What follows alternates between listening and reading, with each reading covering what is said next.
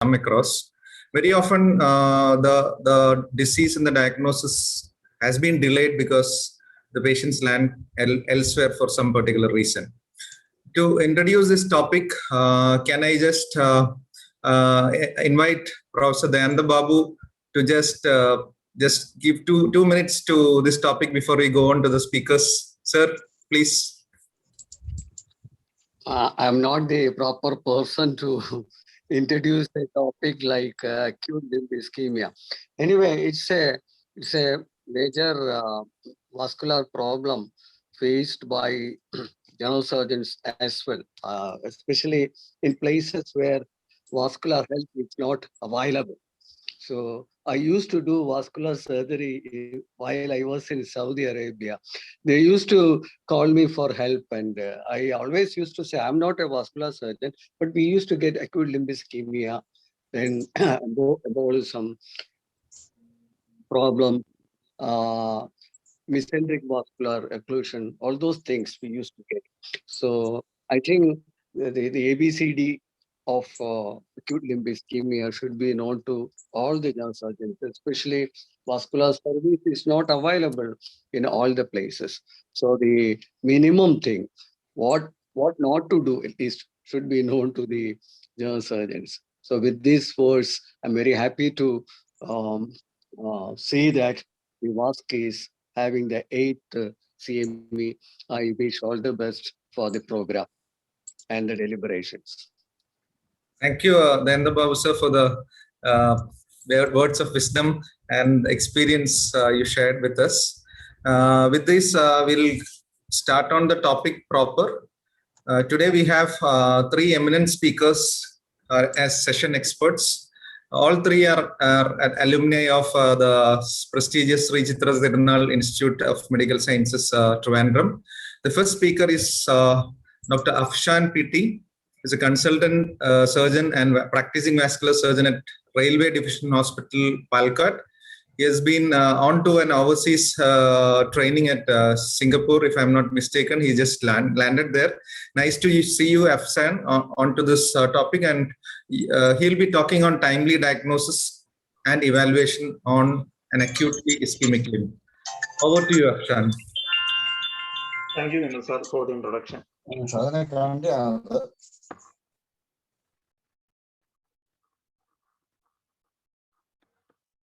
Is my screen visible?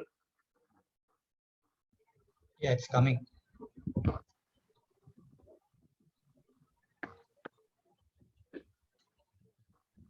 Yeah, you can go on full screen. Yes. Yes. So, good evening, everyone. Thank you, Vinod sir, for the introduction. So, today we will be speaking first on the timely diagnosis and evaluation of acute limb ischemia. As we know, acute limb ischemia is any sudden decrease in the limb perfusion causing a potential threat to limb viability at its onset or even up to 14 days of its onset. So why the condition is important? Because it's a common surgical emergency, and usually the involved group of patients are very elderly or those with multiple comorbidities. Many of the patients will be having underlying coronary artery disease or diabetes, hypertension, COPD, etc., which has got implications on its prognosis, as it's a condition with high morbidity and mortality, and also it has implications on planning the treatment. So it's an often misdiagnosed condition, as we can, as already sir told, because patients often will be having a sudden onset of pain in any of the limbs, most commonly in the lower limbs, and may present to different specialties. Sometimes may go to an orthopedician or to a neurologist. And unless a careful clinical examination is done, palpating for the peripheral pulses and looking for the skin temperature and the other clinical signs related to acute limb ischemia, they are likely to miss the diagnosis. And sometimes many doctors, even the primary care setting or even specialists, tend to write off some analgesics and send the patient off. But they may return with, as the pain in limb ischemia won't subside with analgesis, they will present to us in a later stage with a limb in a much worse stage. So, and often sometimes the condition progresses to an irreversible ischemia. So this is a condition that requires urgent treatment depending on the status of the limb. And the mortality ranges is relatively high, that ranges from around 5 to 30%, and the amputation rates ranges from around 2 to 25%. So coming to the etiology of ischemia, one of the main etiologies is acute arterial embolism of a relatively healthy arterial tree, and acute arterial thrombosis of a previously diseased arterial tree. And then it may be also occur secondary to trauma, like any blunt or penetrating trauma, or it may even be iatrogenic trauma secondary to any interventional vascular procedures. So coming to the embolic etiology, most commonly the embolus occurs, embolus that's occurring is in 80 to 90% of cases is of cardiac origin. So while taking a history, we should be taking a history focused on the cardiac side. We should be asking for a history of any atrial fibrillation or any recent myocardial infarction which may lead on to any ventricular mural thrombus, any history of any valvular heart disease, endocarditis, etc. And rarely, the other rare cardiac causes include conditions like atrial myxomas, cardiomyopathies, etc.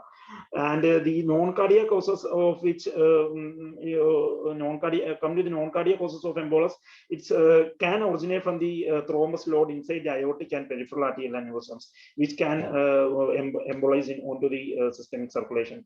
And sometimes there may be a paradoxical embolus that originates from the venous system and later enters into the arterial system. So, and come to the etiology of thrombosis. So thrombosis is most commonly secondary to atherosclerotic occlusive disease, and rarely thrombosis can also occur in hypercoagulable states, thrombophilias related to protein C or S deficiencies, entrapment syndromes, any stasis or low flow states in drug abuse, etc. And come to the pathophysiology in detail. In acute embolic ischemia, an embolus suddenly occludes a relatively healthy arterial tree. So there won't be any, if the arterial tree is relatively healthy without any pre-existing peripheral vascular disease, there won't be any significant collateral circulation. So the embolus will tend to arrest usually at the arterial bifurcation. So the emboli loads at the site of bifurcation, in most commonly around 36% of cases in the common femoral arterial bifurcation, followed by aorto-iliac bifurcations and the popliteal trifurcations, etc. In all these, its emboli can loads, and thus leading on to an acute embolic acute embolic ischemia. So in acute thrombotic ischemia, the atherosclerosis usually causes progressive narrowing of the arterial tree, and that causes a sluggish flow through the blood vessel, and the rough surface over the atherosclerotic plaque will favor an acute thrombosis. So in almost all these cases, due to the pre-existing atherosclerosis, there will be significant, that will stimulate the development of the collateral vessels that through which the blood can flow from proximal to the lesion to the distal arterial tree. So thrombosis in native vessels occurs most commonly secondary to atherosclerosis and also as a part of aneurysms in thrombophilic states, etc. Sometimes in those patients who have underwent bypass surgeries by means of any vein graft, also thrombosis can occur. And in case of synthetic grafts, thrombosis can occur secondary to any kinks involved in the graft or any due to the increased thrombogenicity of the graft material. While in vein grafts, thrombosis occurs most commonly secondary to intimal hyperplasia or any retained cusp that is causing the thrombosis. So come to the clinical picture. Clinical evaluation is very important in the early diagnosis of acute limb ischemia.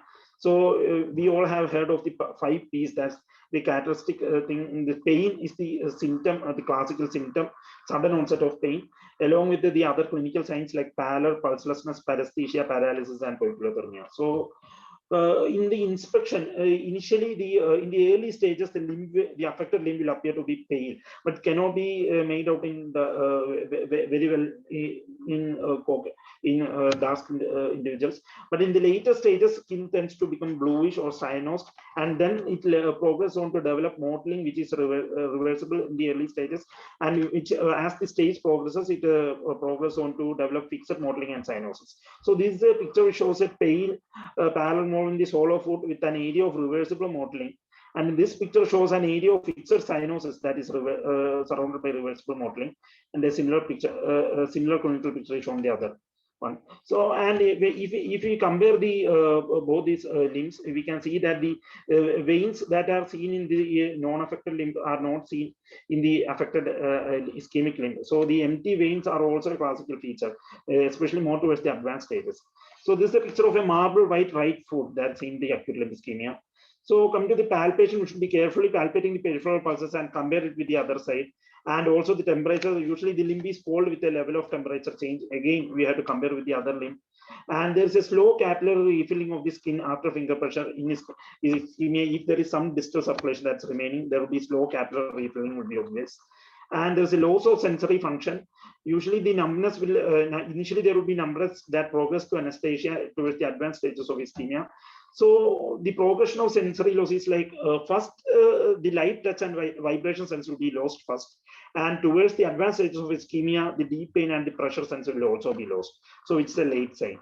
So the loss of motor function also indicates the limb ischemia is advanced. So the intrinsic foot muscles are affected first, that followed by the leg muscles. But detecting muscle weakness in the early stage is a bit difficult because the toe movements are produced mainly by the leg muscles. Towards the later irreversible ischemia stage, the muscle rigidity will be there and the muscles will be tender on clinical examination. So come to the differentiating features in order to differentiate between the embolic and thrombotic etiology of acute limb ischemia. Usually in embolic ischemia, the clinical picture will be very severe pain will be there and will be rapidly progressive stage, and the onset of embolic ischemia hours. But in thrombotic ischemia, the picture will usually be on a pre-existing disease. There's an acute on chronic limb ischemia, so it generally can even take up to days to develop. So, and in contralateral leg pulses may be absent in case of thrombotic ischemia if there is peripheral vascular disease involving the opposite limb. And the femoral arteries may be hard or calcified, not in all cases, but it also points towards an underlying thrombotic etiology. And the dystotic limb features may be present in thrombotic ischemia. The cardiac abnormalities, as I told earlier, like AF, atrial fibrillation, any intraventricular neural thrombus, valvular heart defects, all those points towards more likely thrombotic etiology. And the iliac or femoral bruise may be present in thrombotic ischemia. The history of the another thing in history is the history of intermittent claudication prior to the sudden onset of pain. So if the patient is telling of a history of intermittent claudication, we should it strongly suggests that there is an underlying vascular disease, pre-existing vascular disease, which indicates a thrombotic cause. So why should the effect of acute arterial ischemia be less in someone affected already by the symptom of chronic ischemia or in upper limb? The answer is secondary to the collateral vessels. So if the artery has been diseased for some time and has developed collaterals, then the effect of embolism will be lessened as the flow will continue through the collateral vessels to the distal arterial tree. So this is an angiogram which shows a bilateral occlusion, chronic occlusion of a superficial femoral artery. Why chronic? Because there is good collateral circulation via the profunda in this angio image. Now coming to the Rutherford classification of acute limb ischemia. Rutherford classification is very important in planning further treatment.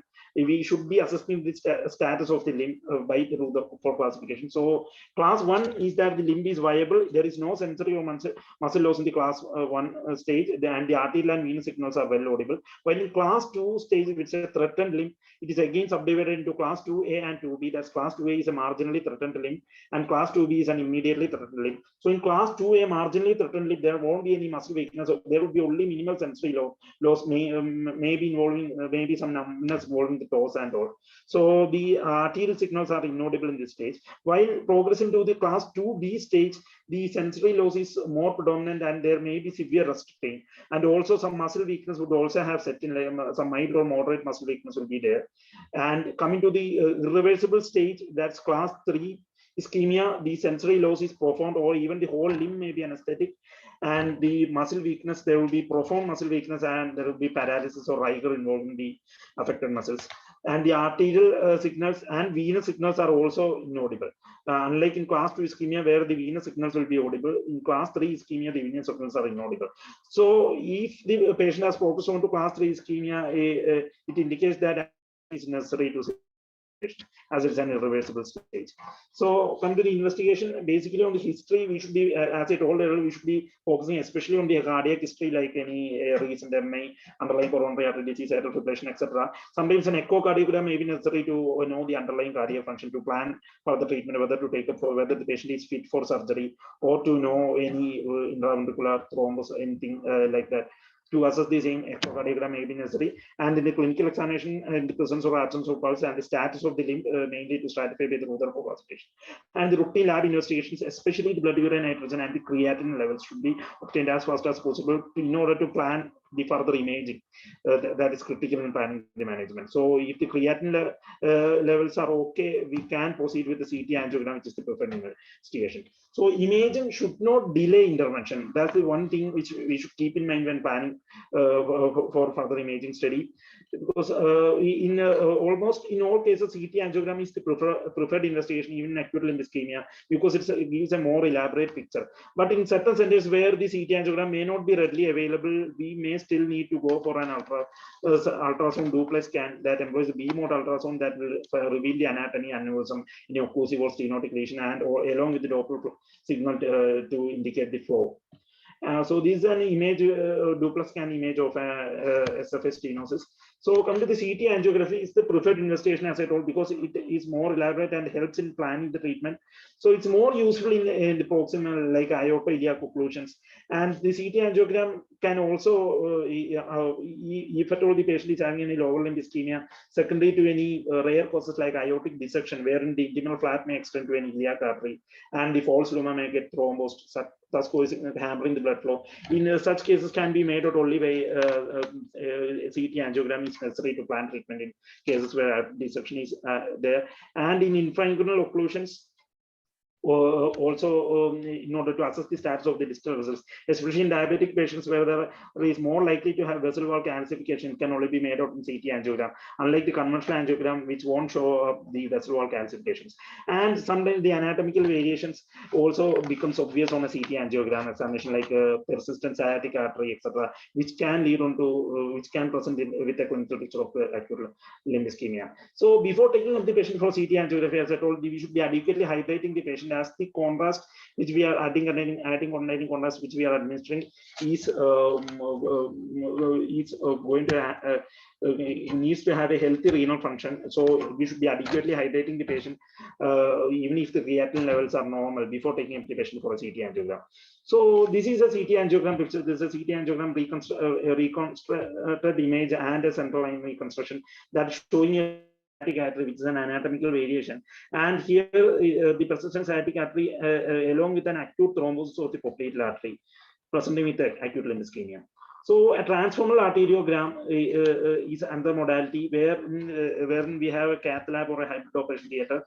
It's an invasive modality. It may not show leg or foot vessels in very low flow states, and it can also cause contrast-induced nephrotoxicity. But it can be therapeutic in the same setting, as we know, for thrombolysis or to address any chronic lesions that are causing any stenosis or occlusion. We can go through the same route. So angiography helps in assessing the location and extent of the occlusion and the state of proximal and distal arteries.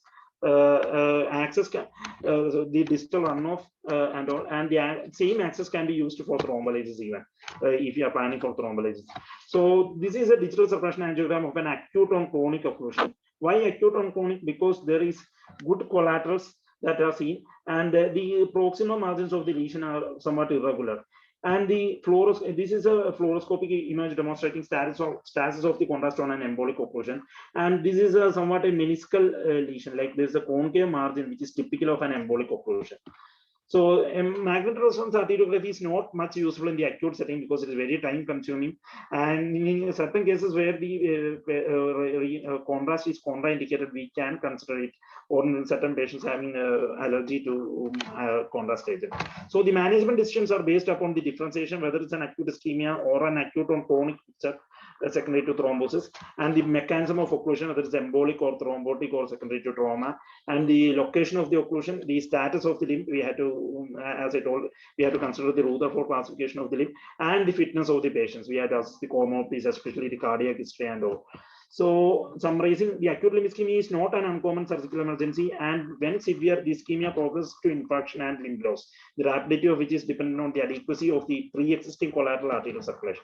So the morbidity and mortality rates remain high, especially in those with medical comorbidities. And the keys to improve outcome lie in rapid diagnosis and minimizing the time to come to a definitive diagnosis, and early effective reperfusion, correction of the causative lesion, and liberal use of antithrombotic therapy. And there is no absolute time limit per se for revascularization. It's the physiological and clinical assessment of the limb that dictates the most appropriate form of therapy. That's all. Thank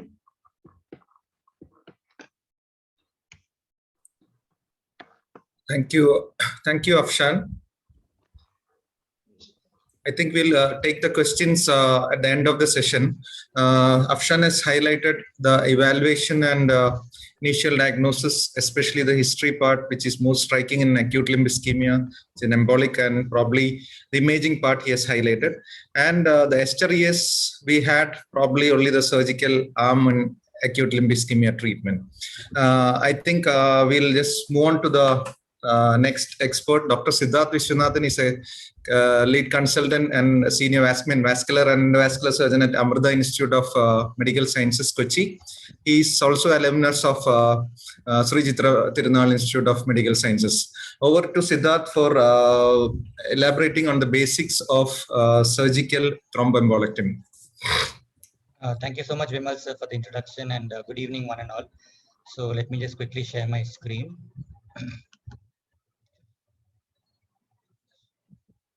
I hope it's up.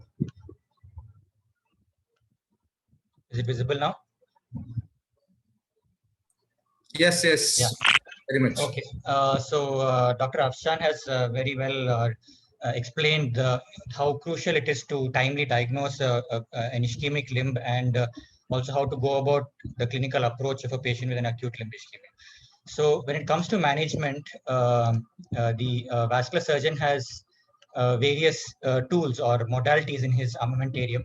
This includes surgical procedures like the embolectomy, bypass, catheter-based procedures like thrombolysis, aspiration, thrombectomy, and there's something known as hybrid procedures where you can combine open and endovascular procedures together.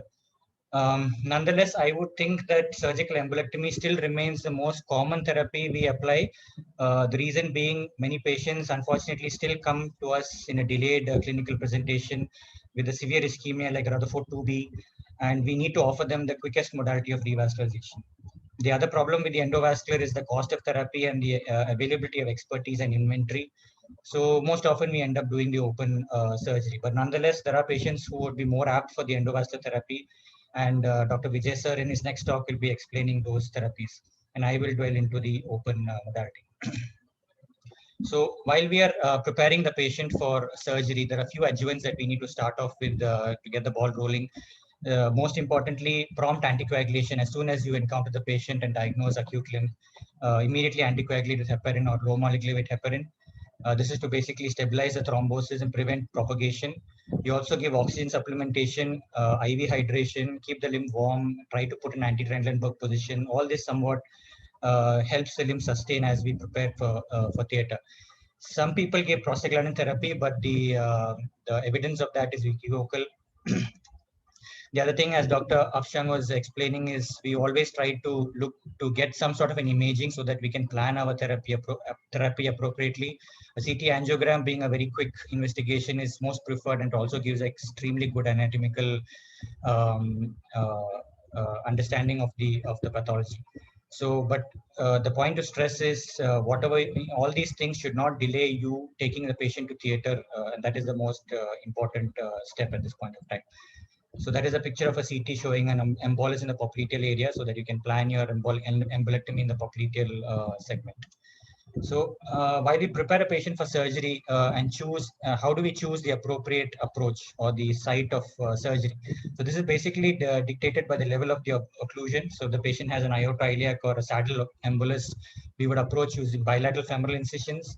If it's a unilateral iliac or a femoropopliteal thromboembolus, we go for a unilateral femoral approach.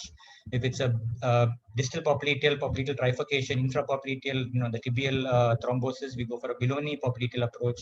And for upper limb, most commonly a brachial approach is satisfactory. So as you can see, most of these procedures actually can be easily performed under local anesthesia, and it's quite preferred because these patients are morbid on the whole. Nonetheless, you should have an anesthetic support in theater, whether it's done at local anesthesia also. That is because they give appropriate supportive care, sedation for the patient, and more importantly, during the reperfusion, they should be available to tackle the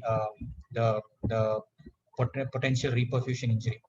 And explicit consent is very important because this particular condition is fraught with high risk of limb loss and life-threatening complications. So the basic device for performing a thromboembolectomy is a Fogarty embolectomy catheter. I'm sure most of you have seen this or used it. But for those who are not familiar with it, it's basically a long catheter with about 7 to 80 centimeters. It has markings on it at every 10 centimeters to know how much you're passing the catheter inside the artery. There's an inflatable balloon at the tip, and the catheter is sized from 2 French to 7 French. So it depends on which artery you want to embolectomize. You choose the appropriate catheter. The basic principle is through the arteriotomy, you pass the catheter across the clot, you inflate the balloon, and with the balloon inflated, you gently you pull back and you drag the embolus or the thrombus with the balloon into the arteriotomy and extract it out. So while we begin the surgery, first thing first, we give antibiotic prophylaxis, particularly important for patients with prosthetic cardiac valves. Free draping of the limb, that is exposing the entire limb, is a must, because although you may be only doing a femoral embolectomy, primarily you should be able to examine the distal pulses, perfusion of the foot at the end of the procedure. You may want to do fasciotomies at some point of time. So, and you may also want to do a further distal embolectomy if the proximal one is inadequate. So always free drape the limb. Compartment tension should be assessed at the starting itself. Sometimes a very tense compartment to begin with, I would do the fasciotomy at the starting itself because they're bound to get worse after the reperfusion. So the most commonly employed site is a femoral approach. So the transfemoral embolectomy is done usually by a vertical incision in the groin. You expose the common femoral, superficial femoral, profunda arteries, and you double loop these arteries. You make a transverse arteriotomy in the distal common femoral, as you can see in the picture, and you can pass this Fogarty catheter both proximally and distally into all these arteries and appropriately extract the thrombus from all the sides. So I will show this in a short video at the end of the talk as well. At the end point of our embolectomy is getting a good pulsatile forward jet of inflow from the proximal end, and from the distal end you get a negative troll and a good decent back bleed from the distal arteries. After you complete, you inject heparin saline into the distal arteries, and to improve the chances of a good distal clearance, especially when you're doing it blindly, you can try to bend the catheter tip so that it can be negotiated to engage the tibials, various tibials. You can also try buddy catheter, passing 2 catheters distally into the SFA so that 2 tibials can be cleared. Some people instill a small dose of thrombolytic at the end, so that in a hope that any little bit residual clot can be lysed. And finally, we close the arteriotomy using a primary closure technique. For the popliteal thromboembolectomy for distal thromboembolus, we do a Belloni incision, expose the popliteal trifurcation at the tibials, all the 3 tibials, so that we can individually clear these vessels. A transverse arteriotomy again in the distal popliteal, and using appropriate Fogarty catheters, we clear the various arteries. Primary arterial closure can be done here as well. And if you're doing a longitudinal arteriotomy, you have to use a vein patch, otherwise there will be a stenosis of the repair. For the upper limb, we usually go for a small incision in the cubital area for brachial embolectomy, expose brachial radial ulnar arteries, and appropriately embolectomize each of the vessels in the upper limb. Something that is really needs to be stressed on is the reperfusion injury. This is basically an aggravated tissue and systemic injury that occurs after reperfusion of an ischemic limb. There are various theories on why it happens. I'm not going to dwell into that, but what is important to understand is reperfusion is severe when a patient has a very extremely profoundly ischemic limb, when the duration of ischemia is prolonged and when the rapidity of restoration of blood flow is fast, like we do in open surgery. So we should be ready to face the consequence of a reperfusion injury while we do these procedures. So that's the importance of the anesthetist being warned before we open the clamp and reperfuse the limb so that they can take appropriate measures to abate the ill effects of the reperfusion, like correction of the acidosis, electrolyte balance, having anti-hyperkalemic measures in hand, etc. Another component of reperfusion injury is the compartment syndrome, that is increasing compartment hypertension in the leg. So if you have not done a fasciotomy to begin with, you may want to do it at the end of the procedure, or at least keep a close follow-up for developing compartment and a fasciotomy soon in the ICU. Now, the hybrid OR, that is ORs which have capability of doing angiography and endovascular procedures as well, is very advantageous to improve the outcomes of even surgical procedures. The reason being, you can achieve a better completeness of your embolectomy and revascularization. You have over-the-wire Fogarty catheters like we do our angioplasties. You can pass the Fogarty catheter over the wire and clear tibials appropriately.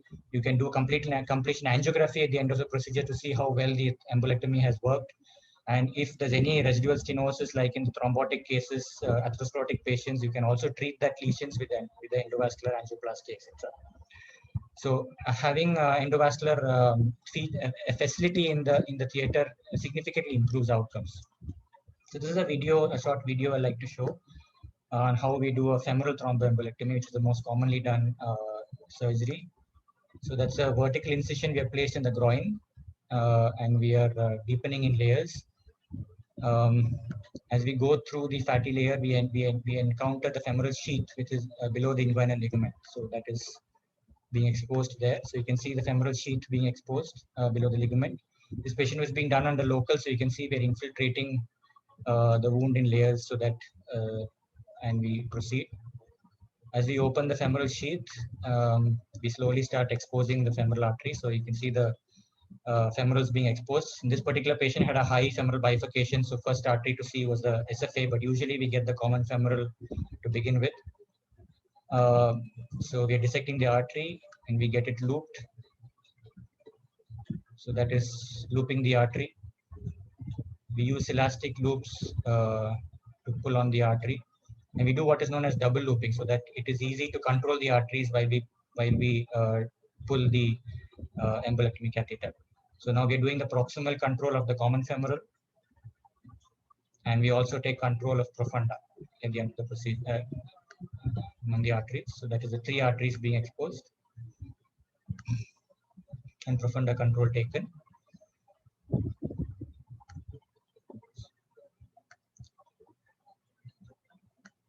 So once you've done that, we're ready for the arteriotomy. We put a transverse arteriotomy at just above the bifurcation so that all the 3 vessels can be accessed easily.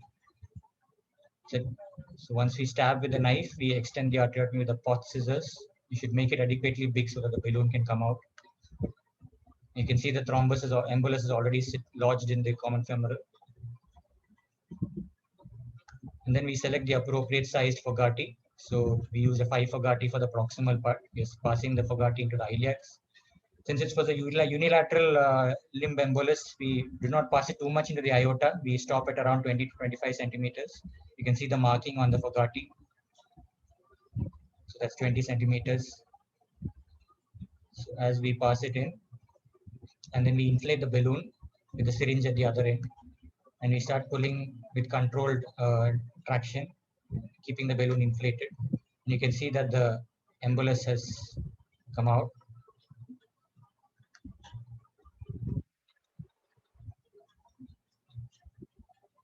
And we look for some forward jet of blood. So we have done the proximal end, now we go for the distal. So in this case, we're doing the profunda first. So using a 4 French Fogarty catheter, we're passing into the profunda as much as it goes. And then you pull back. And you can get a good back bleed and you're happy with the profunda clearance. Once you've done your embolectomy distally, you instill heparin saline into the artery using an infant feeding tube. So similarly, you do SFA embolectomy as well. So in this particular patient, the catheter went all the way down its full length. So that's a good sign. It indicates that you are able to clear at least one of the tibials.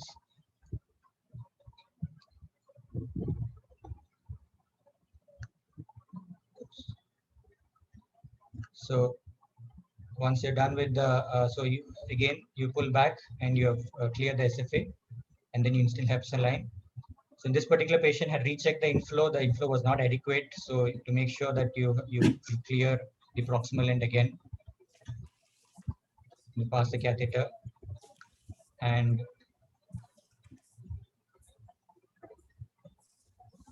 this time we got more clot out. So and this kind of a forward bleeding suggests that the inflow has been satisfactorily open. So you confirm that the forward flow is very good. And finally, you are ready to close the arteriotomy using a primary continuous closure technique with 5-0 or 6-0 proline.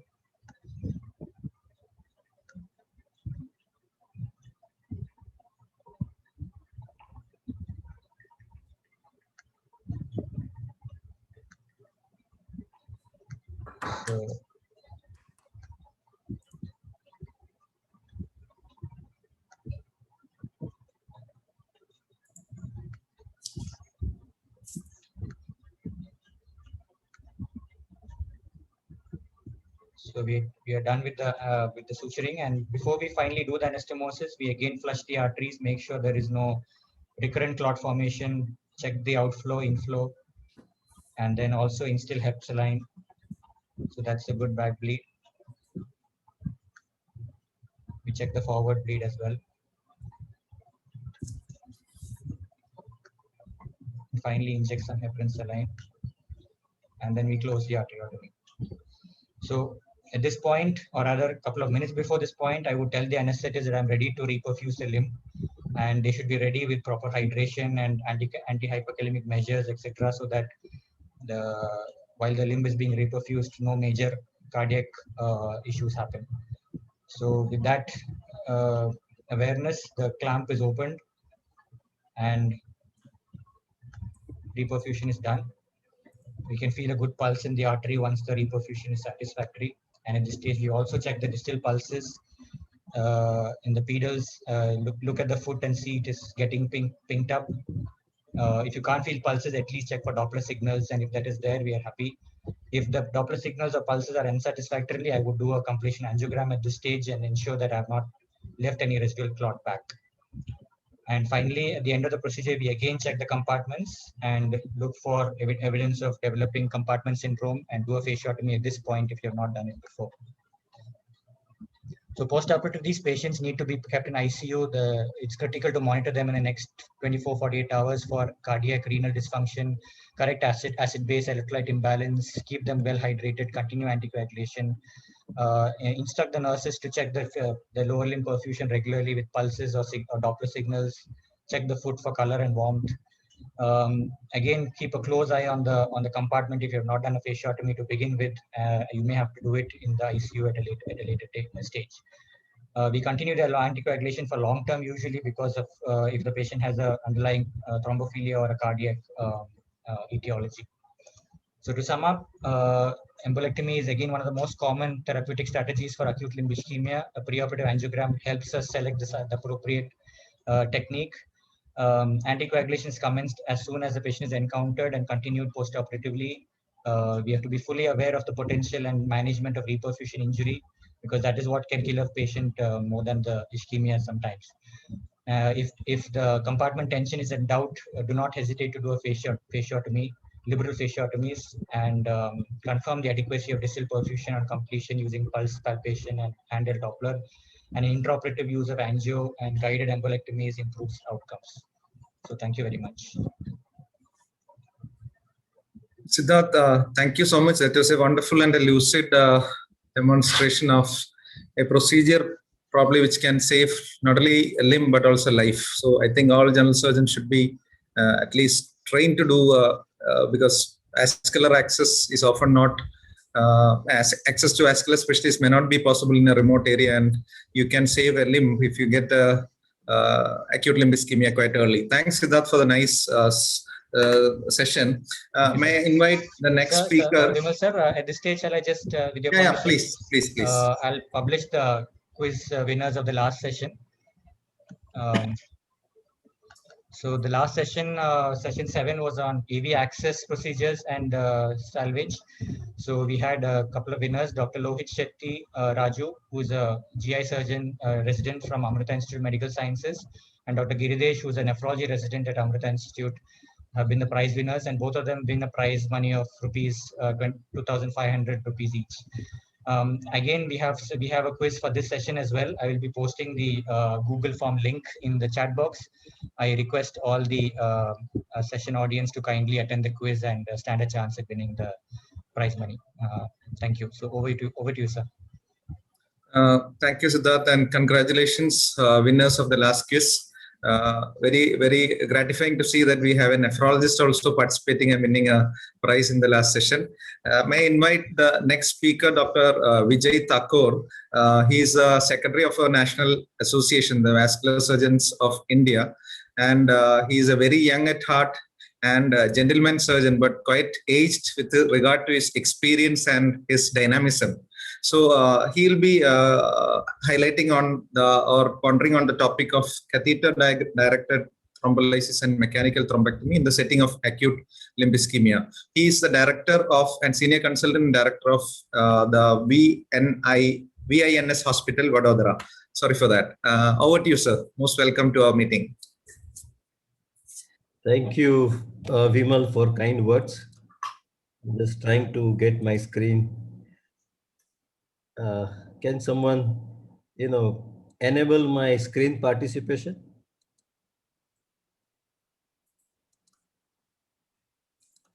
Yeah, try that once more, sir. Do you see my screen? No. Is it seen, Vimal, my screen? No, not yet. Yeah. So give me a minute, please. Yeah, it's coming up. It's coming up. Yeah. Okay. I think you Yes, can. sir. Yeah. Okay. Good evening, everybody. Thank you very much. I'm really happy and I really appreciate Vascular Society of Kerala to continue this kind of educative programs on a virtual platform in difficult times. And I appreciate you guys are very persuasive and persistent. You have been doing it for quite some time. Such programs are happening in the country, but they come in, kind of a surge. But you guys are very persistent about it, and I really appreciate. Thank you. Thank you for inviting me. I will share my experience about endovascular management of acute leg ischemia. Previous two speakers have elaborated talks, subjects very well very in detail, very lucid to understand. I believe there are most of people are surgeons in the audience, so I will try to keep it a little basic. I agree with Sid. Given a choice, I also wouldn't prefer to do a lot of endovascular procedures for acute leg ischemia. If you look at my experience, being a surgeon, I'm more inclined to do surgical revasculars in acute, even in acute setting also, because of the reasons. I'll show you some cases what we do in our practice. This was an elderly gentleman, close to 8-year-old, all possible risk factors like diabetic, hypertensive, ischemic heart disease, and he came with right forefoot, pregangrenous changes and wrist pain, almost for a 8 to 10 days duration. When you have patient like this, the diagnosis is so obvious that it is an acute leg ischemia. And as previous speakers said, you need to investigate them. Clinically, you definitely can make out, although by signs, that absent pulsation, severe wrist pain, cold foot, maybe altered sensation over the foot. All this will make you believe that there is some kind of ischemic changes. And the basic test is a color Doppler ultrasound arterial system of that particular limb. These days, I remember 20 years ago, Dopplers were scarcity. Many operators were not aware about doing Doppler studies. Nowadays, all the trainees have an exposure to color Doppler examination. So we definitely get good information on the color Doppler. Very simple test, non-invasive. Based on that, you have an option, either to go for a diagnostic angiogram with an intent to treat, This is what many times we do in our practice, or get a CT angiography, as Dr. Afshan said, to get an idea about the kind of the morphology, the extent of lesion, the runoff situation, no runoff situation, so on, based on his condition of renal functions. Because all these patients, being arteriopath, also have, and diabetic, also have some kind of renal disease, and they'll have altered renal functions. This is what we commonly see nowadays. You know, the cutoff, some people keep for CT angiography is 1.2 to 1.5 of serum creatinine. Many times we see most of the patients with 2 or 3 of creatinine, and you can't get CT angio done in those cases. MR angiogram, for that matter, you also need to give something like gadolinium. So it's a difficult situation in real life situation. And I tell my centers that go ahead, do it. If need be, we'll fix that problem. So CT, but you have to be very judicious about the use of angiogram. Going back to the same patient, somehow we came with a CT angiogram, and look at this picture. You can make out, you compare with the opposite side. This is an intravenous contrast given. When you look at this extremity, it looks pretty okay. But here, total cutoff, and you don't see any run of vessel, what you see something like here. These kind of patients are difficult to manage both ways, surgically as well as endovascularly. Surgically also, as Siddharth said, you may do thrombectomy here, you may do thrombectomy there. I've seen people doing thrombectomy there also. And you may not achieve total clearance. Then there are good chances that surgical procedures might fail. So this is a real challenge to salvage a leg.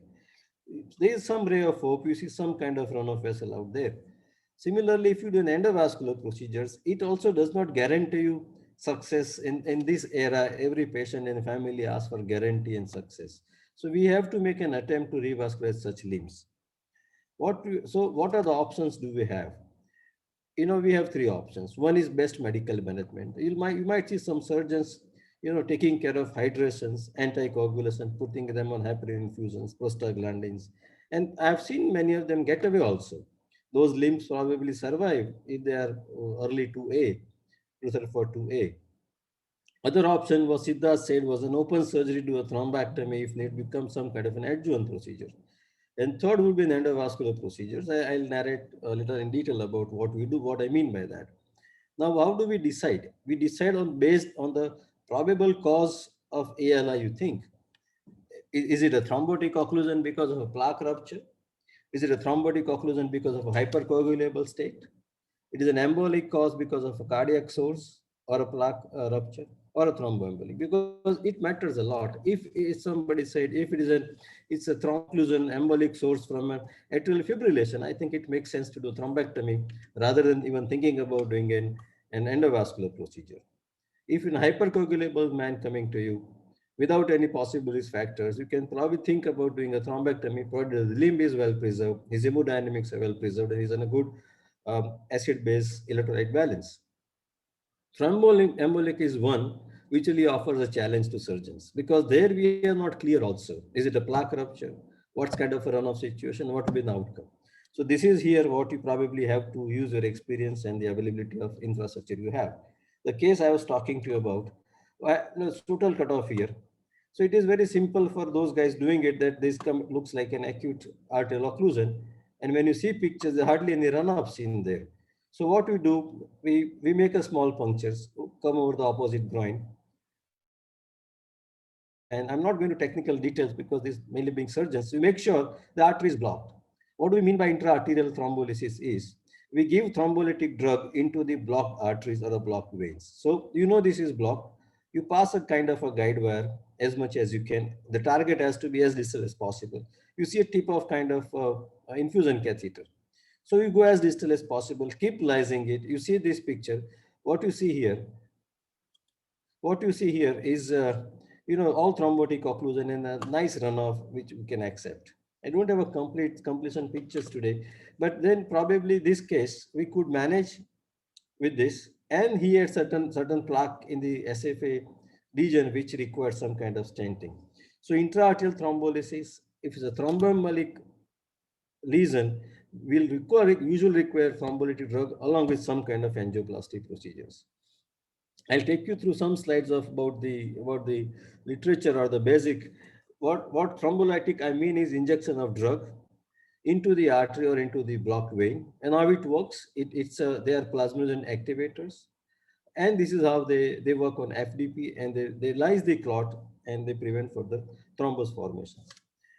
There are different ways of administering this thrombolytic drug. Very classically, people use intravenous, which is commonly used for pulmonary embolisms. Some people have also used before 1960s to treat acute leg ischemia by intravenous thrombolytic therapy. But using intravenous large dose thrombolytic therapy probably will lead to significant thrombosystemic bleeding and its complications. So it is not advisable these days. We hardly ever use systemic thrombolysis, intravenous thrombolysis for arterial occlusions. We prefer to go into the arteries by direct puncture into the artery, go as distal as possible with different methods. I've done also anti and retrograde both, and different methods of either injecting continuously through an infusion catheter or a pulse spray with a hand spray or kind of a bolus. We normally use a combination of both. You might have to give bolus followed by at times pulse spray and leave them in infusion. I'm not a big fan of this again. I prefer to fix it very fast. I don't believe that, sorry, my slides are not moving. One second. Yeah, start. Yeah. So where all we can apply, when you see what I mean, acute leg ischemia, it could be de novo arterial occlusions. The person has risk factors or no risk factors and has come to you with acute leg ischemia.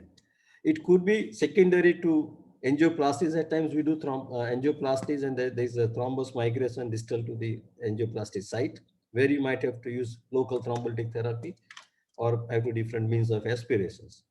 There could be graft thrombosis. We have been doing bypasses using synthetic grafts or autologous vein, and they come back with blocked vein, conduit, and runoff both, and you see no runoff situation, wherein you have to use this kind of intra-arterial thrombolysis. As previous speaker also said, you need to work them up, just to probably have a safety of the patients. You complete blood count, INR, APTT, because if they're deranged, probably you cannot go ahead. If you're doing endovascular means, and even if they're deranged, you can take a risk because it is much safer, less bleeding than open surgeries, even if these things are deranged. Fibrinogen basically to know whether to continue thrombotic therapy or not and for how long.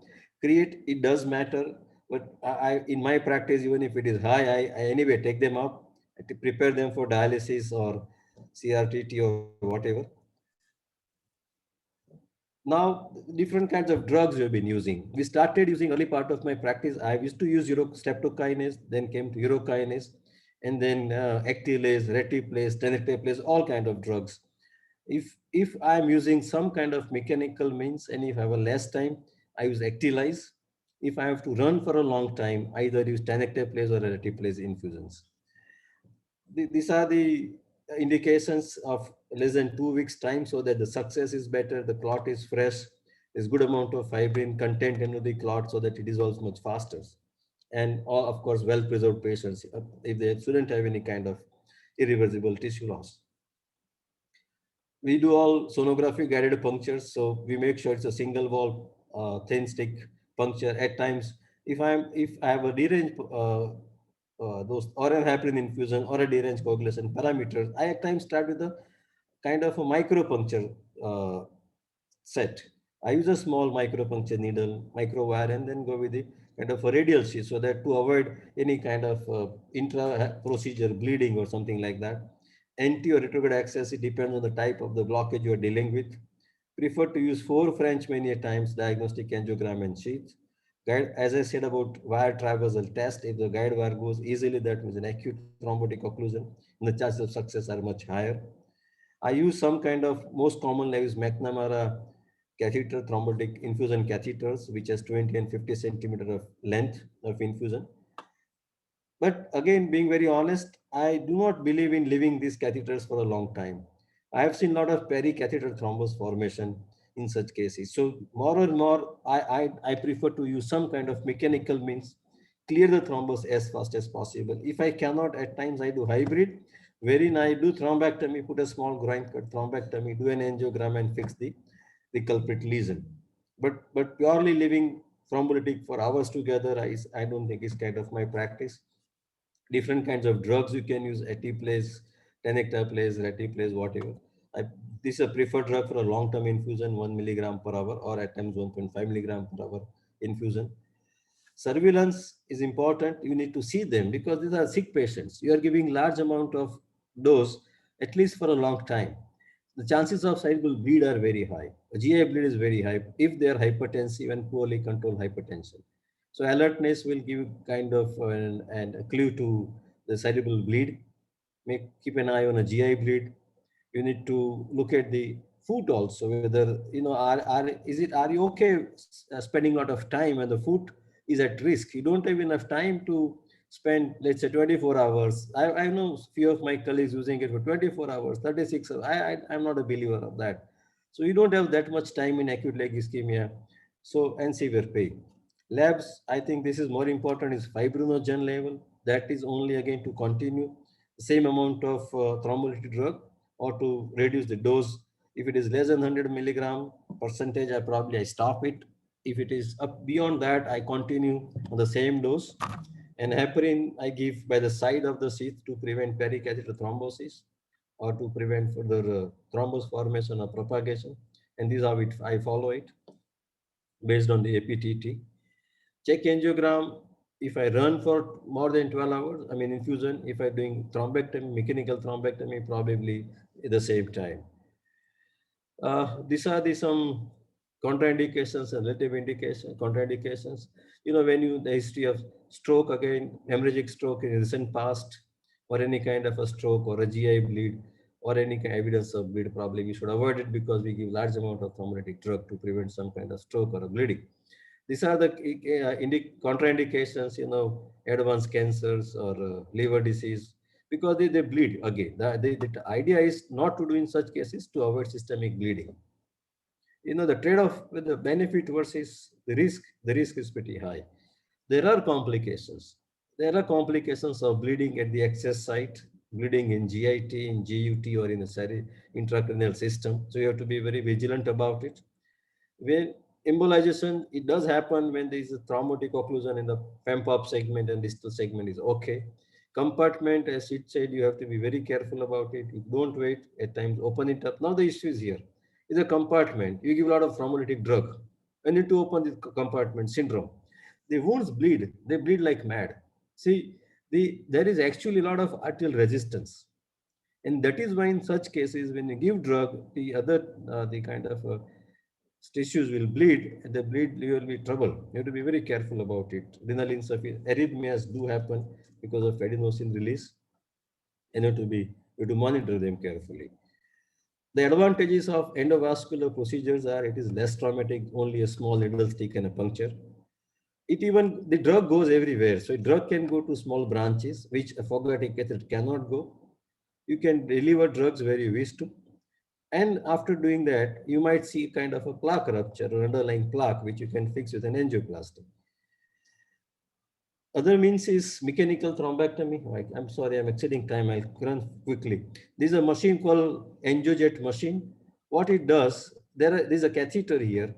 So there are two holes. From one hole, it injects saline at a very high pressure, and thereby it breaks the clot. The other inflow channel will suck the clot. So this channel, the saline jet is injected, it will break the clot, and the other channel will suck the clot. So the clearance is much faster. That is what I normally use. Whenever I have to use endovascular thrombolysis, I prefer to do angiojet thrombectomy. In all systems I have used for acute leg ischemia, I have used for graft thrombosis, stent thrombosis, dialysis access. I have also used for, at times, there was a time I had to use for common carotid, and my partner did the solitaire and removed in acute stroke situation. So this is one of case. I'll show you the elderly male again, all possible risk factors, had a severe chest pain. And the angio showed something like this. The angio showed that, hardly you see any kind of runoff here, total occlusion of the iliac system, little bit of CFA is seen, SFA, popliteal, where even if you want to do bypass, you don't know where you want to put a stitch, put a graft. So plans you have, we do thrombectomy and see, or do angio thrombectomy or bypass surgery. What we prefer to do looking at is the risk factor. We put a small cut in the groin because we knew there's something out there. Then we treated this area with angiojet. We treated this area with angiojet. These are the standard parameters. And we know that all possible risk factors, there has to be some plaque underneath. It cannot be de novo thrombus formation only. You see something underneath, you put a stent, take care of this. So by doing this, you can avoid a major morbidity in such elderly people. Again, the downstream, when you see, hardly anything was seen. And you see this after doing thrombectomy, and you see a beautiful runoff. So this is possible with some kind of devices. And this is a conclusive picture. You see stent out here, thrombectomy done, the runoff situation, and such very gratifying result. Here, as I said, you could see some kind of irregularities there. We knew the plaque, that's why we did a kind of a patch repair. Another last case I'll show you. The young man, very young, 39. I don't know why we keep doing angioplasty. Such people, multiple interventions, and he first stent, second stent, third stent. You see, he came with stent occlusions. And this, because it was a recent occlusion history, we did thrombolytic pharmacomechanical thrombectomy. You see the entire clearance very quickly, maybe in an hour or 2 hour time. So make some kind of mechanical device. It does help us in taking care of this kind of occlusions. And there is enough evidence in literature to support your practice that delivery of this kind of thrombolytic drugs, it does help. All this is just to know. But when you look at this trial, no, this style trial, you say that the amputations were lower in surgical group as compared to endovascular, because of course you don't have time, that much time to wait more than 24 hours. Since we have a lot of surgeons in the audience, I would like to share this slide, not relevant to our topic. This slide is, that make sure that all ischemias are not TAO. It is seen TAO is only when you have young people, smokers, we don't have risk factors like diabetes, hypertension, IHDs. Mainly in TO, young people, you see tibial involvements, and they respond pretty well to medical therapy. Large set of patients, we see atherosclerosis, elderly populations, they have all possible risk factors. They have a larger involvement of vessels, and they need some kind of revascularization, either angioplasty, bypass, or something. Thank you very much for your patient hearing and time. I appreciate it.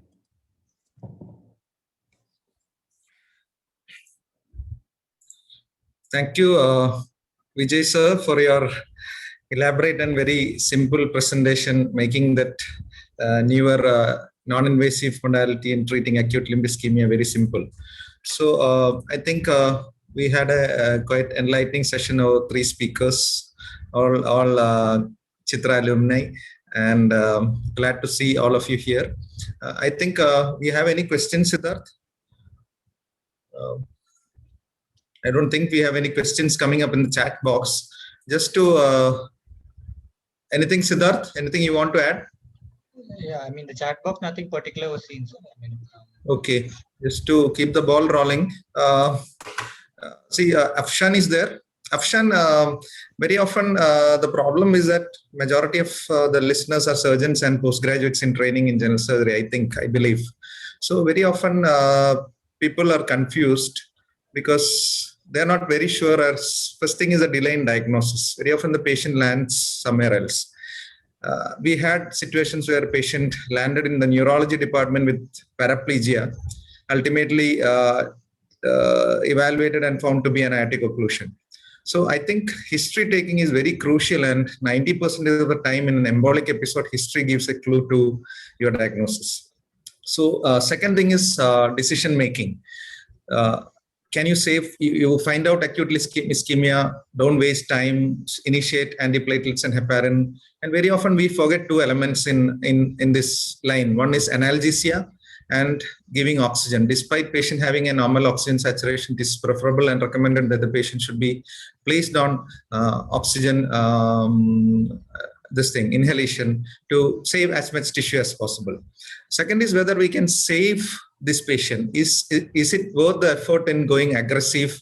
Is it class 2B or something like borderline 2B and 3? I think you made a passive comment in the statement that even though all of us studied that 6 hours is very crucial, very often none of us can take the patient to the procedure room in 6 hours unless we have an in-house patient developing an acute bolus. So why do you tell that very often 6 hours or time is not very particular in this setting. Afshan, any comments? Sir, I think time becomes very crucial most of the times, because I remember during my undergraduate days, I was like any coming with a picture of acute ischemia, I was under the total impression that if it is beyond 6 hours, it's like go. But when we clinically analyze, as I told, in embolic occlusions, it becomes very critical and there is poor collateralization. But if we clinically assess and if there is a acute or chronic ischemia like picture, still we will get time. Sometimes it may not be 2B or in all cases, maybe 2A, and we can anticoagulate and do a detailed workup and see how to proceed. So as Siddhartha told, immediately we can start the patient on heparin bolus can be given, and so depends on case by cases only we can take the decisions. I think beyond 6 hours does not mean that the limb is gone always. But again, we must also understand that amputation is also not a failure. It's a life-saving procedure in certain cases where the irreversible, it has gone. Where the area has already gone, the irreversible ischemia, amputation is life-saving. So also we should not consider it as a failure. Also, that's my take on it. Thanks, Afshan. I think the message is very clear that it has to be case-by-case decision making. Second, the amount of collateralization, the primary cost, whether it's embolus or thrombus, and finally the patient's the status of the patient, whether he's a bedridden patient, not going to make or being ambulant back again, are all crucial factors. Siddharth, anything you want to add? Vijay sir, please chip in your experience or anything you want to add on, please. No, he said it very well. Probably we have to judge the status of the limb and the patient both and take a call. I think good message for the surgeons. Okay, sir. There are some questions in the chat box. If probably Sid can answer the first one, how late embolectomy can be done? Yeah, so I think somebody had asked it, how late can you do an embolectomy? Is there a golden period? So I think that discussion is already in flow. So as Afshan said, there is no golden period, although we call the 6 hours as the best time to revascularize. Of course, we would like the patient to come in at that as quickly as possible. But the ultimate thing is we look at the patient's limb, we look at the status, viability. At times, we may be able to save the patient's limb even if it has crossed 12 hours or 24 hours if the limb has managed to sustain for that period of time. So there is no particular golden period to decide whether a patient will lose his limb or not. But when the patient should be shifted as fast as possible to get his procedure done, and with the appropriate clinical evaluation, we decide how much we can salvage and which patients would go on to a primary amputation.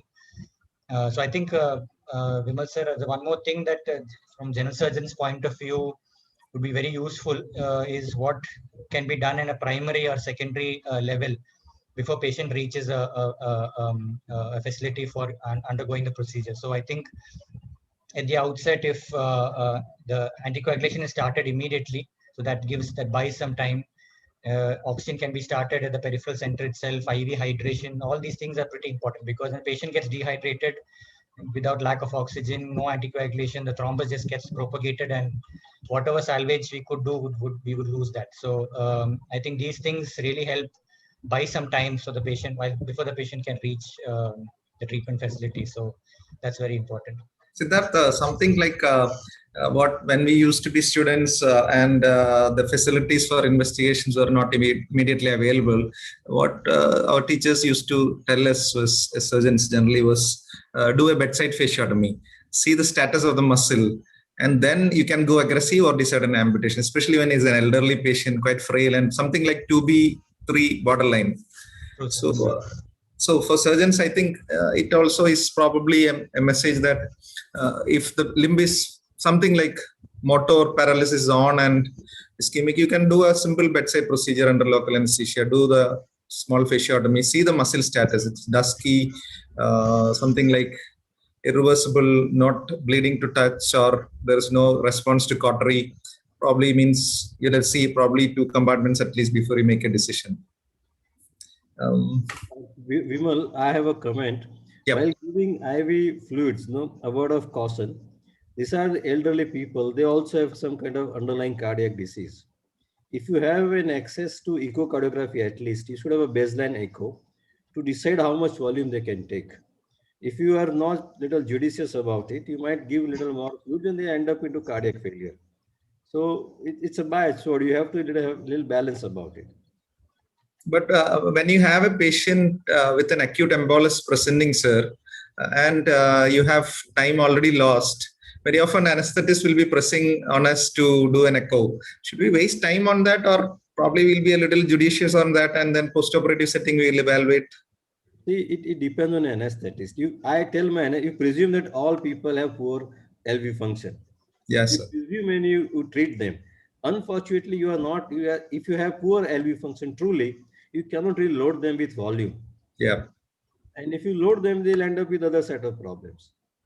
See, so it depends where you work. Let's say if you work in a bigger hospital where echo is kind of a bedside or easily available, tags are there, you can get it done like a Doppler sonography. So it depends how you work. If you're in a solo practice clinic, probably you may not be able to get echo that easily. I think that Doppler sonography takes to another question. For surgeons who don't have access to ultrasound or completion angio, I think it's post surgical embolectomy, I think. Or what are the methods to monitor the post-operative limb perfusion apart from palpable pulse? Food temperature is first thing. Food temperature. You see those patients post-operatively. Two things. Ask for the pain relief. If pain relief is significant and foot is warm, probably then even if you may not get palpable pulse, there is satisfactory foot perfusion for the limb to remain alive, survive. I think many times they have distal disease. We may not have a very good clearance of our distal vessels, and you have a good foot, warm foot. Patient is free of symptoms. I think those limbs would survive.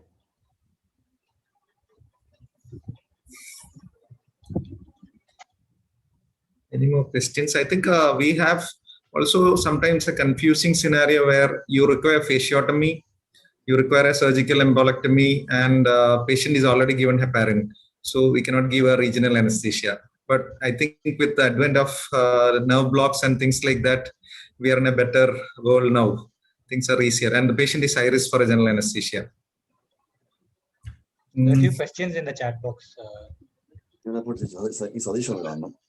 The first one, I think, sir, are you able to see them? Yeah, you can read, Siddharth. Anything? Dr. Anil has asked, what are the preventive measures for reperfusion injury after open or endovascular interventions for ALI? So how do you prevent reperfusion? So I think to begin with, between open and endo, I would say that reperfusion is comparatively less with endo because it's a slower, comparatively slower method of reperfusion. So the rapidity of reperfusion is one important aspect of rapidity of restoration of blood flow is one important aspect of reperfusion injury.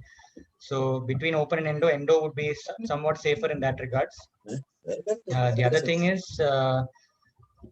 some people have suggested vein venting. That is, while we establish the arterial flow, you clamp the femoral vein and release a little bit of blood. What is your opinion on that, Vijay sir? Is that useful? Not really. I remember in my early days of practice having read this. We have done a couple of times. It really doesn't work. So my answer to this question is, what are the measures? Time is the only measure. If you are in time, then there won't be any reperfusion injury. If it has to happen, it will happen. People have used mannitol, fasciotomy, venous drainage. I don't think there is level 1A evidence to say that if you do this, there won't be any reperfusion injury. Time is very crucial. I do agree, sir. Very often in the setting of a trauma, you have an orthopedic injury coexisting, and you'll have to be very particular to the orthopedic team that you don't want a perfect fixation. You just do an X-fix in 10 minutes or 20 minutes, and I have to do my job. Very often you have to do the vascular correction, if I'm right, after your bone is fixed. So if they take 1 hour, 2 hours, or 3 hours, I had a situation when a young patient came at the 4th hour of injury. The orthopedic surgeon took around 2.5 hours, and he had a massive reperfusion. He went into arrhythmias, renal failure. We had to take him for a bony amputation immediately after intubating. So I think the bulk of the muscles going into ischemia also matters. If it is a thigh muscle compartment going into ischemia, the lots of toxins are going to be in, and reperfusion is not something which is only in textbooks.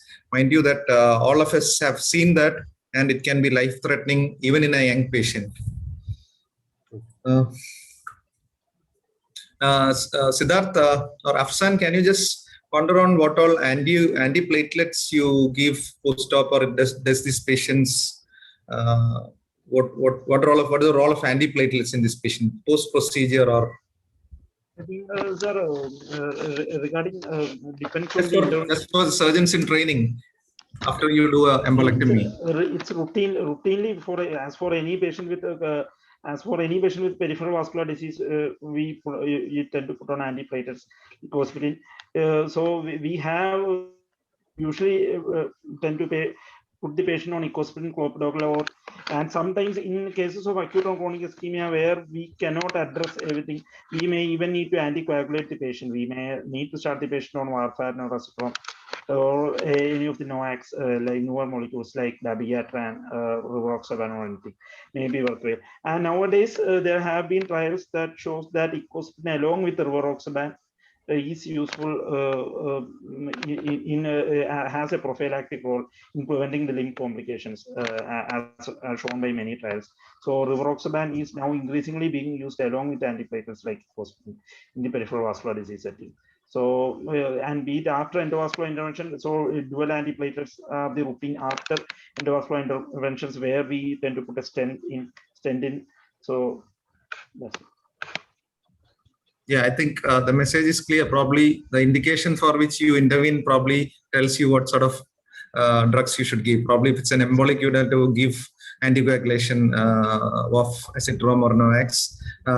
Primary native disease, probably antiplatelets or dual antiplatelets. Endovascular intervention, probably let it go a little aggressive. Clopidogrel for prevents instance thrombosis. Any other questions, Siddharth? So Dr. Tom has asked, when would you decide to do a bypass in an ALI patient? You can take it, Siddharth. Okay. I think if we have the luxury to get a CT before the procedure, if it's if there's evidence of chronicity, like some sort of collaterals, lot of calcification around, it looks like it looks like a more of a acute on chronic situation. And you feel you don't have the endovascular capability to do a complete endovascular treatment of that kind of a limb, I think I would choose to do a bypass on that patient. If there's an appropriate outflow to select to do a bypass to.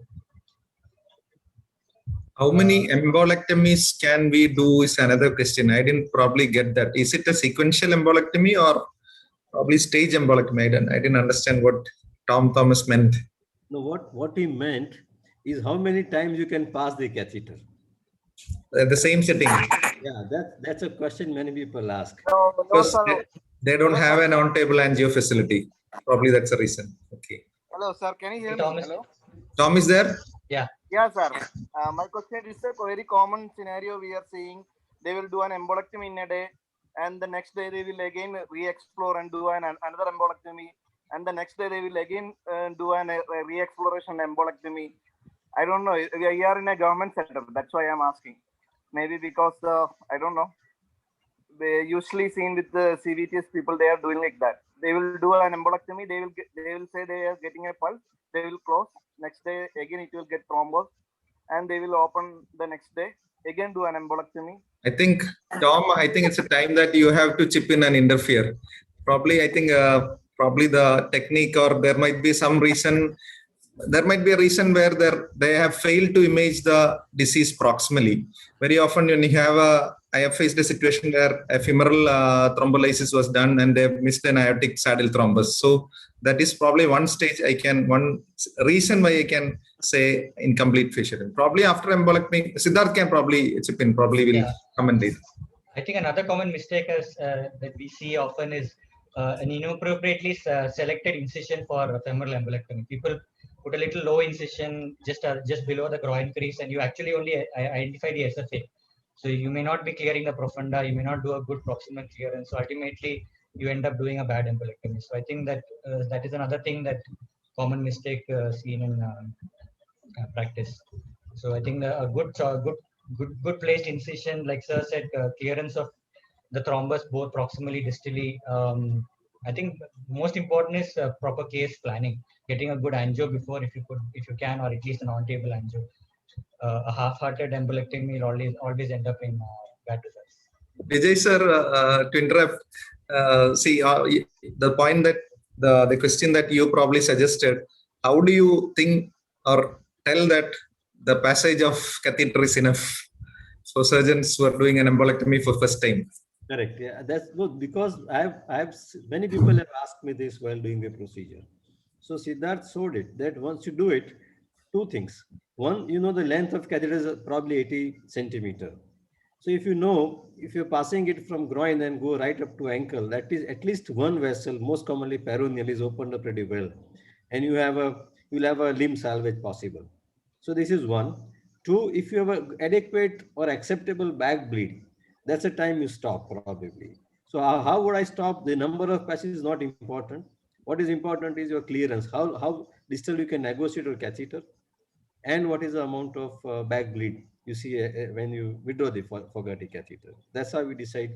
And luckily we have hybrid access. So most of the times, when I close, I put in a needle and do a check angiogram. For those, doing check angiogram, again, there are two ways. People do thrombectomy. They do check angiogram through putting a sheath where the artery is clamped proximally, and you inject through a sheath. See, this is where you do not really have a good information in the flow, online flow. What I do, I close the arteriotomy completely. I put in a small needle and then inject. And then I close that whatever hole with another suture, posting suture. So that I always do check angiogram on flow. There won't be any clamp. That's how only you'll know what kind of outflow you have.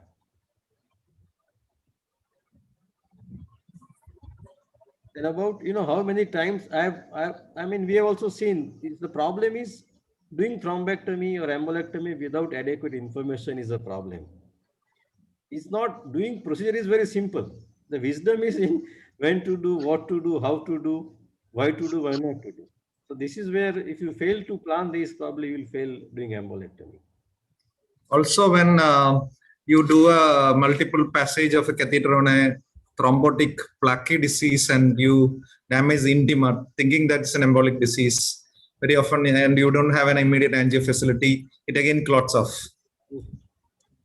So what you retrieve is important to see. Are you taking out clot or intima?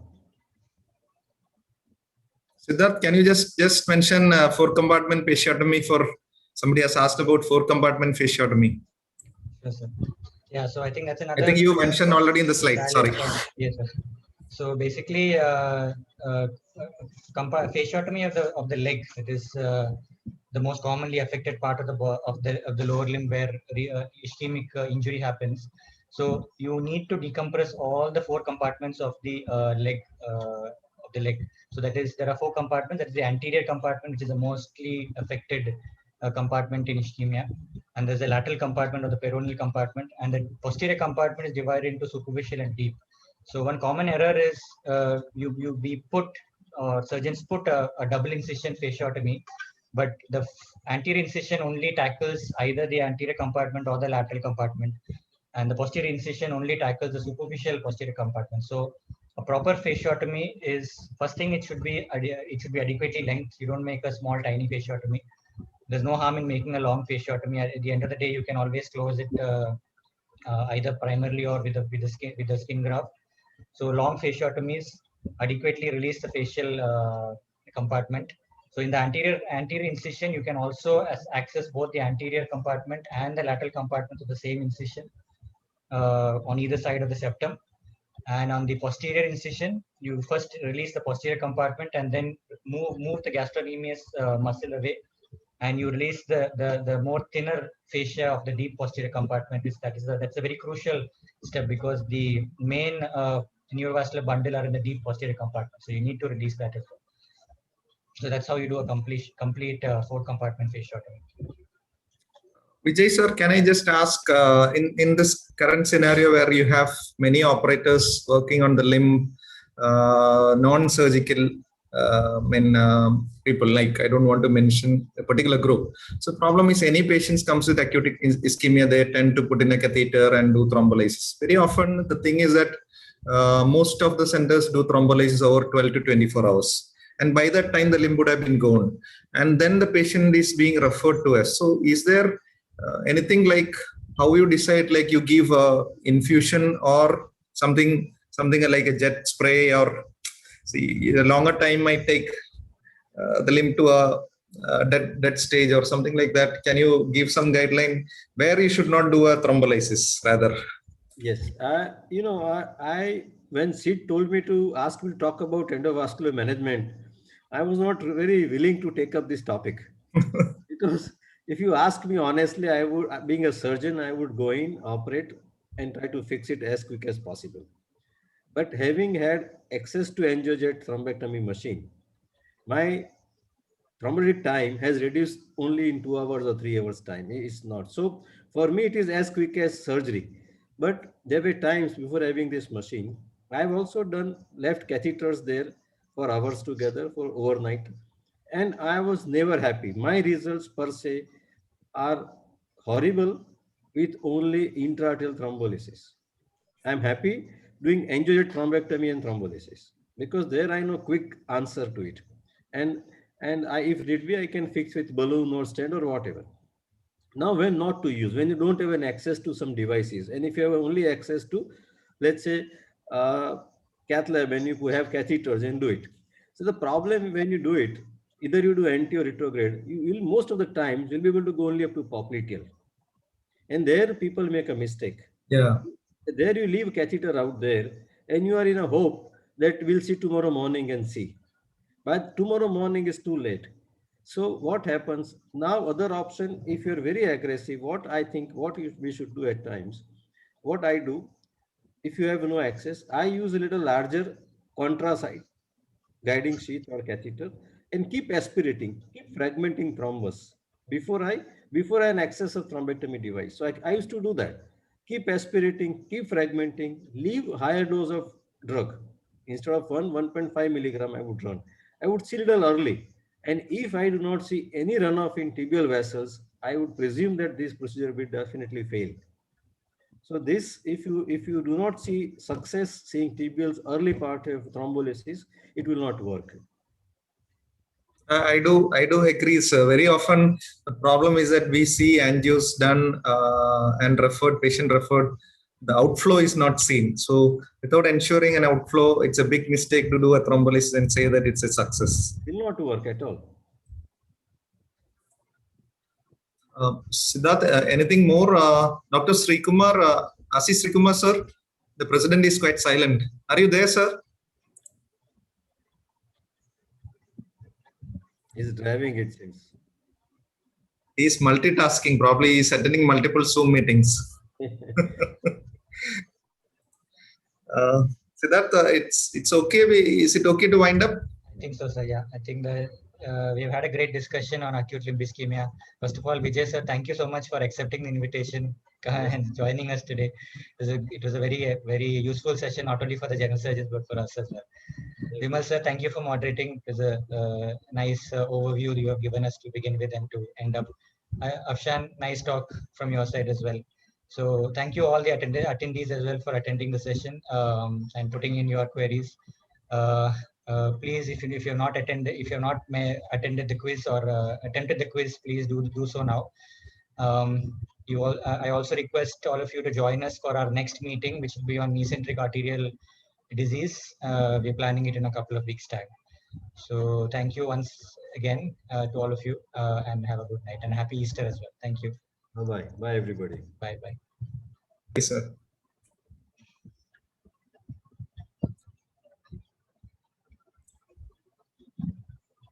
Trying to call up RC and tell goodbye. Shiva, are you there? Shiva Nation?